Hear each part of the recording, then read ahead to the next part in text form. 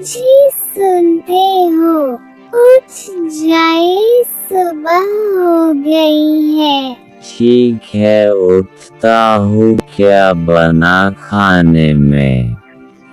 घर में अन्न का एक दान तक नहीं है, क्या खाएंगे आप और हम जाए कहीं से पैसे कमा के लाए, नहीं तो हम दोनों भूख से ही मर जाएंगे। ठीक है, जाता हूँ कहीं, देखता हूँ पैसों का इंतजाम। इतना बोलकर पंडित अपने घर से निकल जाता है पैसों का इंतजाम करने के लिए, क्योंकि उनकी पत्नी ने बोला था कि यहाँ जाओ, कहीं से पैसा का इंतजाम करके लाओ।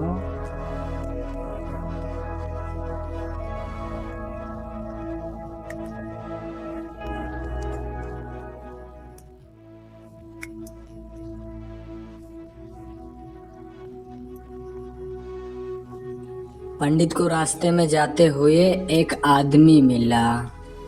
वो आदमी पंडित से बोला, बाबा जी प्रणाम। बाबा जी, कल हमारे घर पर पूजा करने हैं। हाँ बेटे, बोलो। ठीक है, हो जाएगा, कल सुबह आऊँगा।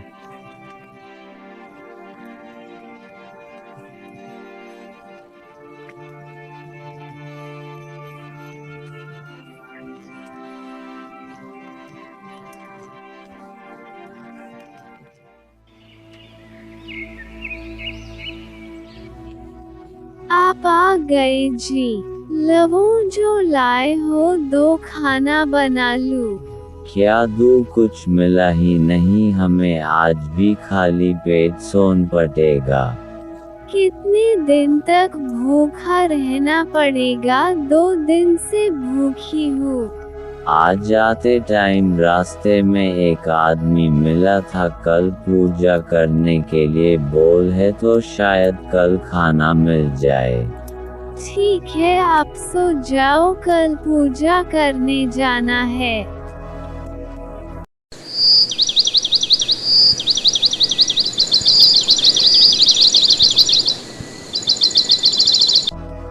अगले दिन पंडित निकल जाता है पूजा करने के लिए।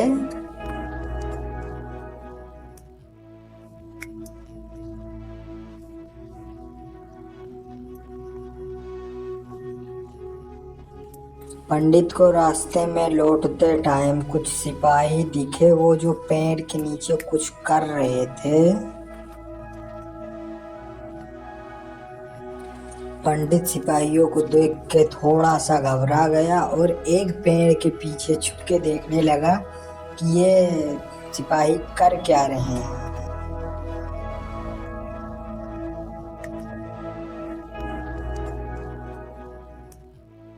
ये सिपाही आपस में बात कर रहे थे कि हाँ, इस गहने को यहीं पर छिपा देते हैं और किसी को पता नहीं लगेगा। इतना ही बात ही कर रहा था, एक सिपाही मुंह पे कुछ बांधा था और उसने दूसरे सिपाही को मार दिया ताकि सारा गहना उसे मिल सके। लेकिन इसे क्या पता कि पंडित देख रहा है। ये सब देख के पंडित अपने घर वापस लौट आया और घबराए मन से अपने घर में पहुंचता है।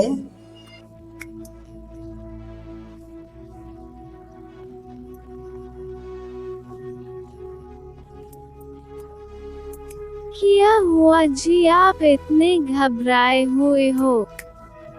रास्ते से वापस आ रहा था तो राजा के 2 सिपाही राजा के कीमती गहने चुरा लाए और एक पेड़ के नीचे छुपा रहे थे। तभी एक सिपाही ने दूसरे सिपाही को मार डाला और उसके मुंह पर कुछ बांधा था। इतना बोला ही था कि अचानक से दरवाजे पे किसी की दस्तक हुई और बोला, पंडित जी का घर यही है? कोई है इस घर में? हाँ सिपाही जी, बोलो क्या हुए? बाबा जी, कल जंगल में एक सिपाही का खून हो गया है और वहाँ पर आपके पैर के निशान मिले और उसी निशान को देखते देखते आपके घर तक पहुँचूं। बाबा जी, आपको दरबार चलना पड़ेगा क्योंकि जो सिपाही मारा गया है वो राजा के गहन चोर को जानता था और किसी ने उसे मार दिया। अब तो राजा को लगने लगा कि चोर तुम हो। पंडित घबराए मन से इन सिपाहियों के साथ जाने लगा।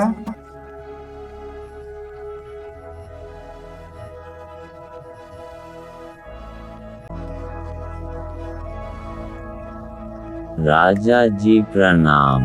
तुमने दरबार का कीमती गहन चोरी किया है और जो सिपाही तुमको जानता था उसे मार दिया। नहीं राजा जी, मैंने चोरी नहीं की। नहीं राजा जी, इसी ने चोरी की होगी, सिपाही को मार डाला, अब झूठ बोल रहा है। सेनापति ने इतना बोला ही था कि पंडित को लगा, हाँ यही था, शायद इसकी आवाज वैसी ही थी जो दूसरे सिपाही को मारा था। पंडित को भी बचना था और सिपाही को भी पकड़ाना था, इसीलिए पंडित के दिमाग में एक शातिर आइडिया आया। हाँ राजा जी, मैंने दरबार का कीमती गहने ज्वारे चोरी की है, परंतु राजा जी हमें पता था आपके गहने ज्वारे श्रापित है, इसीलिए मैंने चोरी किया कि दरबार गहनों ज्वारे के श्राप में न पड़े। दरबार का कोई भी गहनों को हाथ लगत तो उसका हाथ काला पड़ जाता। नहीं राजा जी, मेरे हाथ देखो एकदम ठीक है, जो कि मेरे अपने हाथों से गहने को छिपाया था। देखो राजा जी, ये रहा गहनों का चोर, आप जो चाहे कर सकते हैं। गहने श्रापित नहीं है, चोर को पकड़े के लिए किया था। सेनापति, आप गहना चोरी किया है। पंडित जी, आपको इनाम मिलेगा, आपने दरबार का कीमती गहने ज्वारे को बचाया है। सिपाहियों सेनापति को कारागार में डाल दो। पंडित ने अपने चतुराई से खुद को बचाया और चोर को भी पकड़ा दिया।